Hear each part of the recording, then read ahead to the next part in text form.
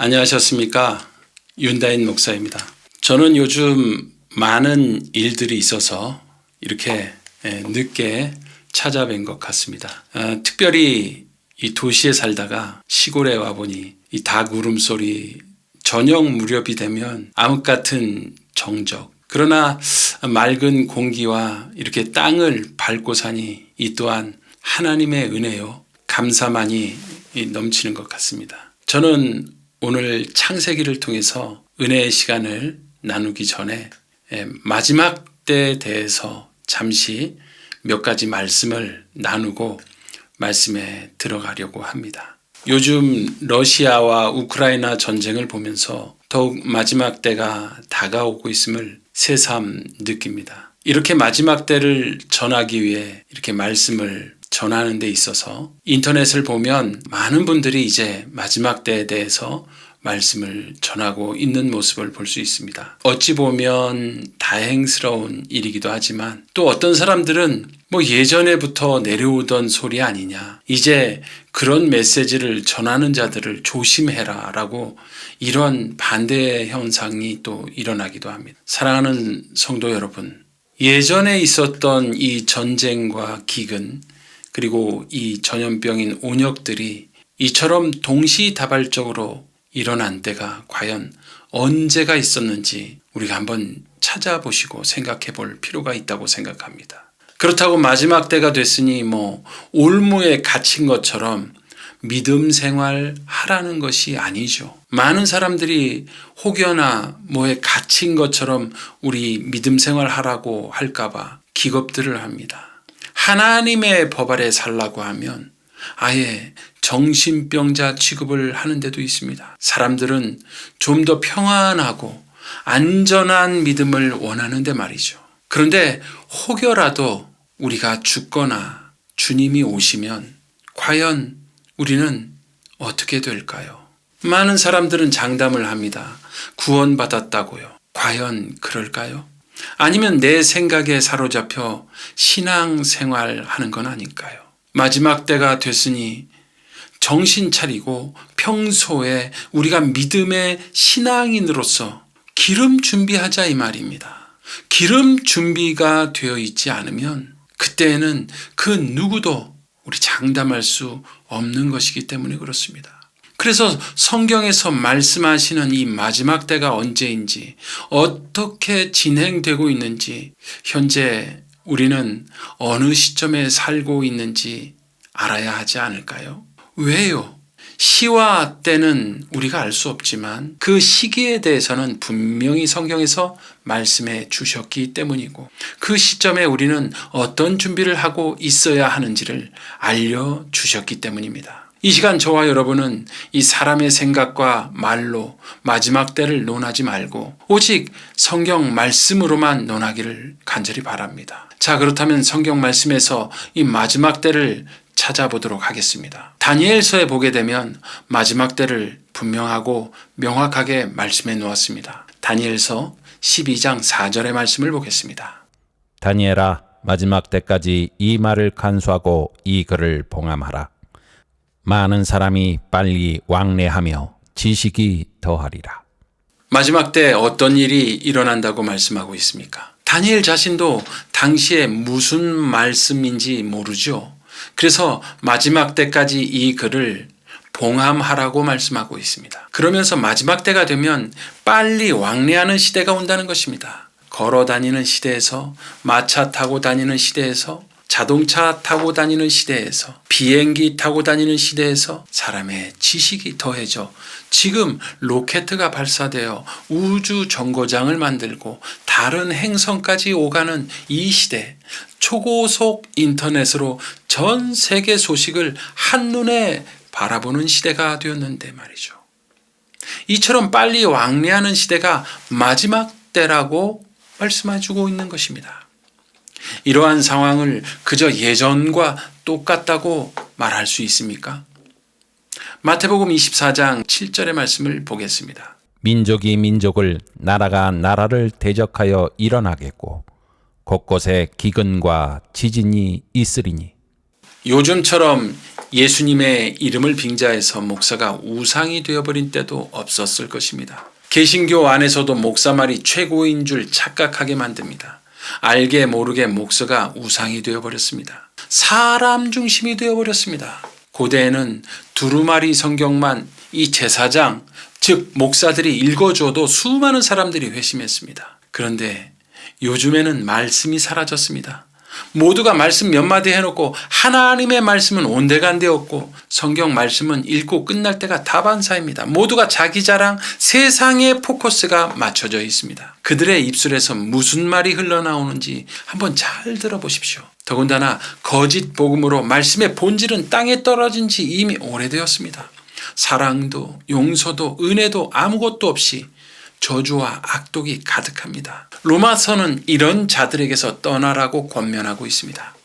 로마서 16장 17절로 18절의 말씀을 보겠습니다. 형제들아 내가 너희를 권하노니 너희가 배운 교훈을 거슬러 분쟁을 일으키거나 거치게 하는 자들을 살피고 그들에게서 떠나라. 이 같은 자들은 우리 주 그리스도를 섬기지 아니하고 다만 자기들의 배만 섬기나니 교활한 말과 아첨하는 말로 순진한 자들의 마음을 미혹하느니라. 선지자, 목사들이 분쟁을 일으키고 거칠게 말하는 것, 믿는다고 하면서 요즘은 서스름 없이 합니다. 정말 하나님의 백성들이 분간할 수 없는 이 미혹의 시대에 우리는 살고 있는 것 같습니다. 또한 민족이 민족을, 나라가 나라를 대적합니다. 러시아와 우크라이나는 같은 민족입니다. 우리와 북한이 같은 민족이고요. 중국과 대만이 같은 민족입니다. 민족이 민족을 통해 나라가 나라를 대적하여 전쟁한다는 것입니다. 경제 전쟁은 시작되었습니다. 서로의 우방국들이 미사일 탱크를 조달하며 전쟁을 하고 있습니다. 또한 전 세계가 산불로 몸살을 앓고 있는데 이는 이 기후의 변화로 인해 날씨의 건조함으로 일어나고 있고 이 생태계 파괴, 이 모든 것이 기근 아니겠습니까? 누가복음 21장 11절의 말씀도 보겠습니다. 곳곳에 큰 지진과 기근과 전염병이 있겠고 또 무서운 일과 하늘로부터 큰 징조들이 있으리라. 지구 역사상 이처럼 많은 지진은 통계학적으로 없었습니다. 또한 온역은 고치지 못하는 전염병인데 예전의 전염병과는 차원 자체가 틀립니다.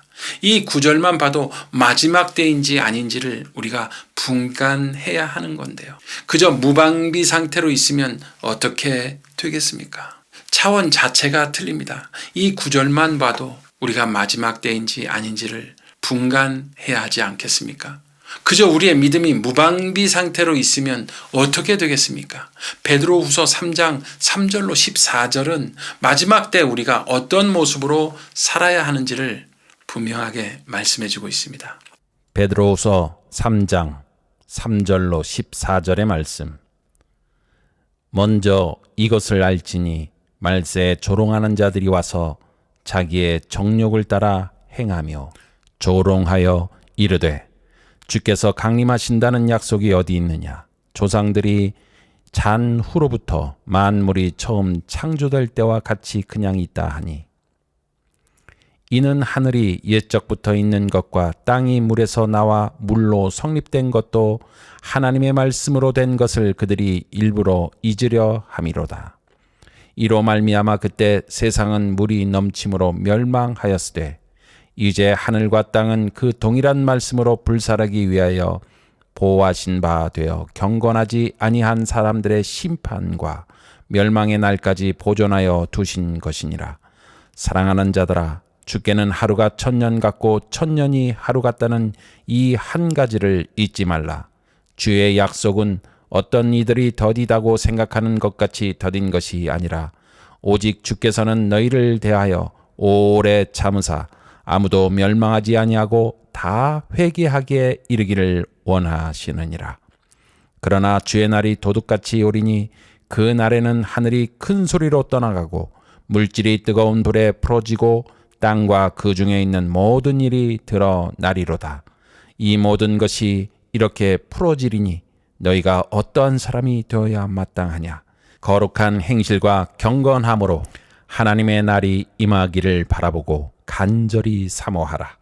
그날에 하늘이 불에 타서 풀어지고 물질이 뜨거운 불에 녹아지려니와 우리는 그의 약속대로 의가 있는 곳인 새 하늘과 새 땅을 바라보도다. 그러므로 사랑하는 자들아, 너희가 이것을 바라보나니 주 앞에서 점도 없고 흠도 없이 평강 가운데서 나타나기를 힘쓰라. 3절에 말세에 조롱하는 자들이 있다라는 것입니다.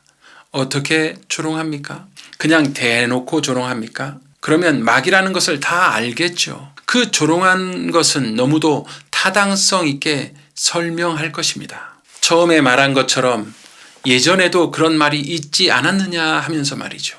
그러면서 전쟁도 있었고 전염병도 있었다고 말하겠죠. 그런데 마지막 때 사람들이 지식이 더하여 빨리 왕래했다는 것은 설명을 잘 못할지도 모릅니다. 중요한 것은 이러한 것들이 예전에 동시다발적으로 일어난 적은 단 한 번도 지구 역사상 없었다는 것이죠. 왜 그들은 그런데 도대체 마지막 때를 싫어하거나 두려워할까요? 왜 예전에도 있었다는 말을 반복할까요? 아마도 그것은 지금의 생활에 안주하고 싶거나 정욕과 또 내가 하고 싶은 대로 살아도 구원받고 싶다는 이 마음이 가득 차 있지는 않을까요?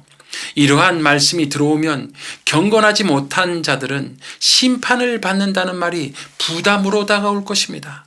듣기 싫은 것이죠. 그런데 주의 날이 도적같이 온다는 것은 몰래 오신다는 것이 아니죠. 생각지도 못할 때 갑자기 오심을 말씀해 주고 있는데도 말이죠. 11절의 말씀처럼 예수 믿는 사람들이 거룩함과 경건함이 없이 예수님께서 다 해결했으니 그저 예수님을 믿기만 하면 구원받는 것처럼 사는데, 예수님을 믿는다는 것은 내가 하고 싶은 대로 다 하고 일주일 한 번 회개 기도하고 또 죄 짓는 것이 아니지 않습니까? 어떤 사람들이 되어야 마땅하뇨라고 물어봤을 때 12절에 설명합니다. 하나님의 날이 임하기를 바라보고 간절히 사모하는 것이죠. 그리고 14절의 말씀처럼 주 앞에서 점도 없고 흠도 없이 평강 가운데 예수님께서 우리에게 평안을 너에게 주노라. 우리가 하나님의 말씀처럼 살면 우리의 마음이 평안할 수가 없습니다.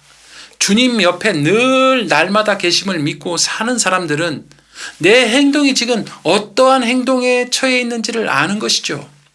주님 옆에 있는데 내가 하고 싶은 대로 행동을 하겠습니까? 이것을 올무처럼 생각한다면 훗날 어떻게 되겠습니까?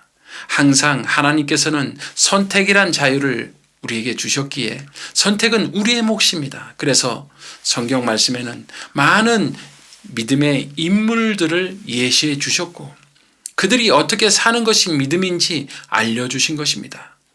우리처럼 허물 많고 실수투성이가 진정으로 하나님을 만나면 어떤 삶을 사는지, 특별히 마지막 때 믿음의 사람들은 어떠한 삶을 살아가야 하는지를 알려주시는 것이죠. 과연 믿음이란 무엇이고 어떤 것이 믿음인가를 분명하게 보여주는 사람, 그 중에 한 사람이 바로 아브라함에 대해서 우리가 알아보는 것이고요. 사랑하는 성도 여러분, 여러분들 뜻대로 마음대로 사는 것은 자유입니다. 그러나 그러다 죽거나 주님 오시면 여러분들은 뭐라 말하실 것입니까? 그 책임은 저와 여러분들에게 있는 것입니다. 우리가 올 때는 순서가 있게 왔지만 죽을 때는 순서가 없습니다. 자다가 심장 마비로도요 갈 수 있는 것이고요. 우리의 심장 하나님께서 돌려주시니까 돌아가는 것입니다. 우리의 생사화복을 주관하시는 주님의 뜻대로 살지 못하면 그 누구도 장담할 수 없습니다. 그러므로 저와 여러분들이 이 말씀을 통해서 깨닫고 주님 곁으로 매일매일 한 걸음씩 한 걸음씩 나아가기를 소원합니다. 자, 그럼 창세기 14장의 말씀을 이제 함께 나누도록 하겠습니다. 아브라함은 조카 롯에게 네가 좌하면 나는 우하고 네가 우하면 나는 좌하리라 라는 이 기가 막힌 믿음의 말을 하고 헤어졌습니다.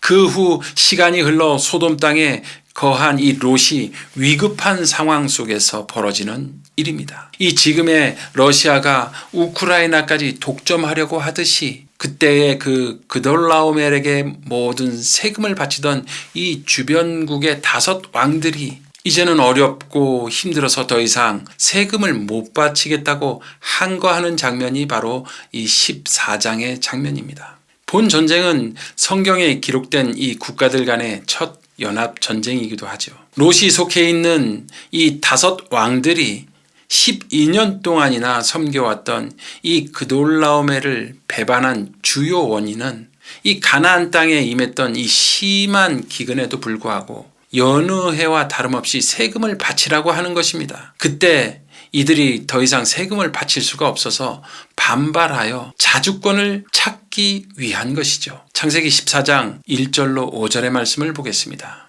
당시에 신할 왕 아므라벨과 엘라살 왕 아리옥과 엘람 왕 그돌라오멜과 고임 왕 디달이 소돔 왕 베라와 고모라 왕 비르사와 아드마 왕 시납과 스보임 왕 세메벨과 벨라 곧 소알 왕과 싸우니라. 이들이 다 시딤 골짜기 곧 지금의 염해에 모였더라. 이들이 12년 동안 그돌라오멜을 섬기다가 제13년에 배반한지라. 제14년에 그돌라오멜과 그와 함께한 왕들이 나와서 아스드롯 가르나임에서 르바 족속을, 함에서 수수 족속을, 사회 기리아다임에서 엠 족속을 치고 12년 동안 그돌라오멜을 섬기다가 여기서 보면 그돌라오멜의 엘람족이 셈 계열인데 이 사실은 가나안족이 장차 셈족의 지배를 받게 되리라는 그 예언이 노아의 예언이 역사적으로 성취되었음을 보여준 것이죠.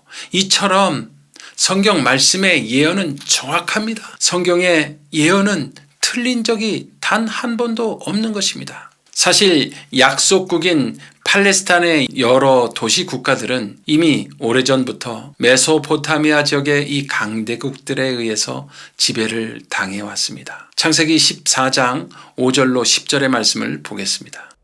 제14년에 그돌라오멜과 그와 함께한 왕들이 나와서 아스드롯 가르나임에서 르바 족속을, 함에서 수수 족속을, 사회 기리아다임에서 엠 족속을 치고 호리 족속을 그 산 세일에서 쳐서 광야 근방 엘바란까지 이르렀으며 그들이 돌이켜 엔미스밧 곧 가데스에 이르러 아말렉 족속의 온 땅과 하사손 다말에 사는 아모리 족속을 친지라. 소돔 왕과 고모라 왕과 아드마 왕과 스보인 왕과 벨라 곧 소알 왕이 나와서 시딤 골짜기에서 그들과 전쟁을 하기 위하여 진을 쳤더니 엘람 왕 그돌라오멜과 고임 왕 디달과 신할 왕 아므라벨과 엘라살 왕 아리옥 4 왕이 곧 그 5 왕과 맞서니라. 시딤 골짜기에는 역청구덩이가 많은지라 소돔 왕과 고모라 왕이 달아날 때에 그들이 거기 빠지고 그 나머지는 산으로 도망하매. 그러니까 누가 나쁜 나라이고 좋은 나라를 떠나서 쉽게 이해해 보자면 나라마다 다 자기 나라의 이득을 위해서 싸웁니다. 이 엘람 왕 그돌라오멜에게 포함해서 내 나라와 세금을 내기 싫어 독립하려는 이 5 나라와의 전쟁인데 세금 내기 싫어 싸우는 이 5 나라 안에 소돔이 포함되고 있고 그 소돔성 안에 롯이 포함되어 있다라는 것입니다. 그런데 결국은 대항했던 이 소돔을 비롯한 5 나라는 대참패로 끝난다는 것입니다. 왜 그렇습니까? 이러한 패배의 원인은 무엇보다도 그들의 타락과 패역에 대한 그들의 결과인 것입니다. 사무엘상 17장 47절의 말씀을 보겠습니다. 또 여호와의 구원하심이 칼과 창에 있지 아니함을 이 무리에게 알게 하리라. 전쟁은 여호와께 속한 것인즉 그가 너희를 우리 손에 넘기시리라. 이 말씀을 보게 되면 전쟁은 하나님께 속한 것입니다. 하나님 앞에서 타락한 국가에게 깨우쳐주는 장면입니다. 그렇게 이번 러시아 전쟁 또한 우리에게 알게 해주시는 경고가 될 수 있는 것입니다. 저러한 모습을 보면서 민간인의 그 학살을 우리가 경험하면서 남의 나라 이야기라고 생각하며 우리의 믿음을 점검하지 못한다면 그것은 전적으로 우리의 책임이 아닐까요? 11절 12절의 말씀을 보겠습니다. 내 왕이 소돔과 고모라의 모든 재물과 양식을 빼앗아가고 소돔에 거주하는 아브람의 조카 롯도 사로잡고 그 재물까지 노략하여 갔더라. 롯도 소돔성에 거하던 시민인 이상 그곳 거민들과 함께 포로로 잡혀간 것은 너무도 당연합니다. 그러나 여기서 우리가 기억해야 할 사실은 하나님을 가까이 하지 않고 세상 쾌락과 재물만을 추구하던 이 롯의 비참한 결국을 우리가 보게 되는 것이죠. 13절부터 17절까지의 말씀을 보겠습니다. 도망한 자가 와서 히브리 사람 아브람에게 알리니 그때 아브람이 아모리 족속 마므레 상수리 숲을 근처에 거주하였더라. 마므레는 에스골의 형제요 또 아넬의 형제라. 이들은 아브람과 동맹한 사람들이더라. 아브람이 그의 조카가 사로잡혔음을 듣고 집에서 길리고 훈련된 자 318명을 거느리고 단까지 쫓아가서 그와 그의 가신들이 나누어 밤에 그들을 쳐부수고 다메섹 왼편 호박까지 쫓아가 모든 빼앗겼던 재물과 자기의 조카 롯과 그의 재물과 또 부녀와 친척을 다 찾았더라. 이 그돌라오멜의 이 엘람 연합군이 소돔성을 공략할 때 다행히 몸을 피했거나 포로로 잡혀가던 중 이 필사의 탈출을 한 소돔 사람이 다행히도 아브라함에게 이 소식을 전합니다. 그리고 아브라함은 자신이 훈련시킨 용사들을 데리고 그들에게 들어가는 장면이죠. 집에서 길리고 훈련된 자에서 이 길리다라는 이 얄라드라는 뜻은 낳다라는 것입니다. 태어났다라는 뜻입니다. 따라서 아브라함의 가정에 소속된 사람들 사이에서 태어난 자식들을 의미합니다. 사실 저와 여러분들은 진리 안에서 새롭게 영적으로 태어난 식구들 아니겠습니까?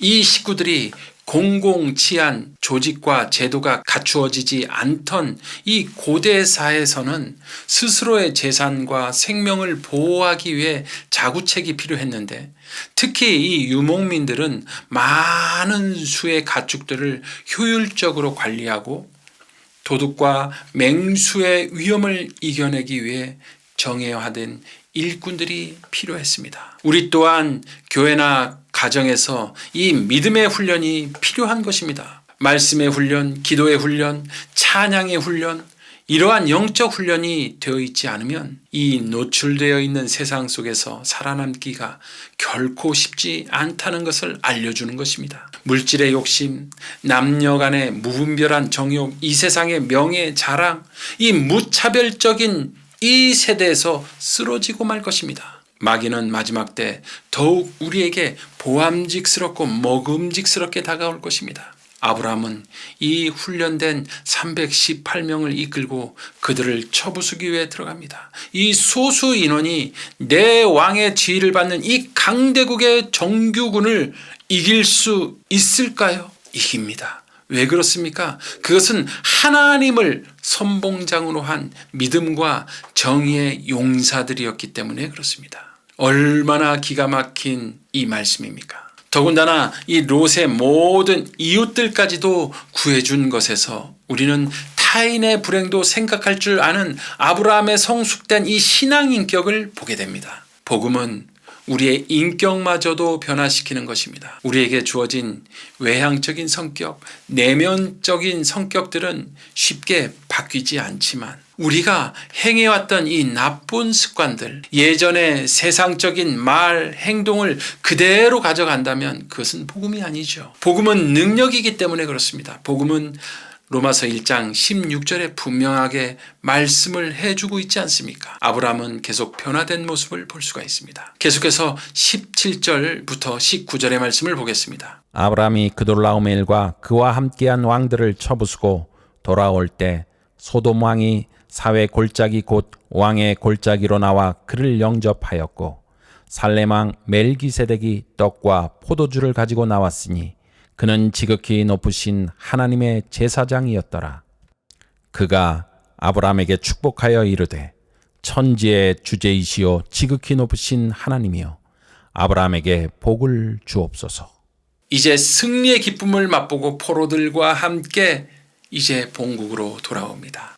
이때 소돔 왕이 마중 나와 영접합니다. 그리고 멜기세덱의 신분을 밝혀주는 부분이 바로 이 부분입니다. 살렘은 예루살렘의 고대 명칭입니다. 그리고 멜기세덱은 제사장으로서의 의의 왕이란 뜻입니다. 그가 정확히 누구였는지에 대해서는 여러 가지 견해 차이가 있습니다만 멜기세덱에 대해서는 나중에 기회가 되면 서로 우리가 말씀을 나누도록 하겠습니다. 여기서 멜기세덱이 축복하는 장면이죠. 천지의 주제라는 뜻은 하나님께서 이 천지의 창조주이시며 동시에 역사의 주관자요 만물의 소유자이심을 고백하는 말입니다. 그리고 지극히 높으신 하나님, 하나님의 강한 능력과 초월성, 거룩성과 완전성을 강조하는 명칭으로 모든 축복과 승리는 누구에게로부터 온다는 것입니까? 하나님께로부터 온다는 사실을 고백하는 말입니다. 20절의 말씀을 보겠습니다. 너희 대적을 네 손에 붙이신 지극히 높으신 하나님을 찬송할지로다 하매 아브라함이 그 얻은 것에서 10분의 1을 멜기세덱에 주었더라. 아브라함의 이 행위는 멜기세덱 제사장 직분을 인정하는 것이고 승리를 주신 하나님께 감사하는 행위입니다. 우리가 드리는 헌물과 11조, 이 모든 예물은 전적으로 감사와 기쁨으로 찬양으로 동반되어야 함을 알게 해주시는 장면입니다. 은혜를 입은 자가 행해야 할 자발적인 이 감사의 표심을 일깨워 주는 장면입니다. 21절의 말씀을 보겠습니다. 소돔 왕이 아브라함에게 이르되 사람은 내게 보내고 물품은 네가 가지라. 이때 아브라함이 뭐라고 답변합니까? 22절, 23절의 말씀을 보겠습니다. 아브라함이 소돔 왕에게 이르되 천지의 주제이시오 지극히 높으신 하나님 여호와께 내가 손을 들어 맹세하노니 네 말이 내가 아브라함으로 치부하게 하였다 할까 하여 네게 속한 것은 실 한 오락이나 들매끈 한 가닥도 내가 가지지 아니하리라. 오직 젊은이들이 먹을 것과 나와 동행한 아넬과 에스골과 마물의 푼깃을 취할지니 그들이 그 푼깃을 가질 것이니라. 내가 손을 들어 맹세하노니 사실 신적인 엄숙한 서약을 할 때 취하던 행동이죠. 여기서 내가 취하지 아니하리라 변화된 아브라함의 모습을 보세요. 한때 자기 목숨을 구걸하기 위해 아내를 팔았던 모습과 너무도 차이가 있지 않습니까? 재물에 대한 아브라함의 생각도 바뀐 것이죠. 변화된 아브라함이 재물에 유념하지 않은 것은 자신의 삶을 지배하고 계시는 여호와 하나님을 잊지 않았기 때문입니다. 그가 소돔 왕의 제의를 수락했다면 그가 군사를 일으킨 그 순수한 동기마저 희석될 우려가 있었고 동시에 향후 행동에 있어서도 이 소돔 왕으로부터 절대적인 독립을 유지하기 어려웠을 것입니다. 우리가 먹고 마시고 사는 처소가 내가 잘나서 사는 것이 아니고 전적으로 하나님의 은혜임을 깨닫고 감사할 때 비로소 믿음의 시작이 되는 것입니다. 자신들의 권리를 포기할 아무런 이유가 없었던 다른 협력자들의 목은 보장해 주기 위한 조치입니다. 우리 또한 믿음의 사람으로서 나의 것만 생각하지 말고 우리 주변을 살펴야 하는 것입니다. 오늘날 신앙인들이 흔히 범하기 쉬운 잘못은 믿음의 약한 형제 자매 성도를 자신의 신앙의 잣대로 함부로 판단해서는 안 된다는 것입니다. 로마서 14장 1절로 3절의 말씀과 고린도전서 8장 9절 그리고 22절 23절의 말씀을 보겠습니다.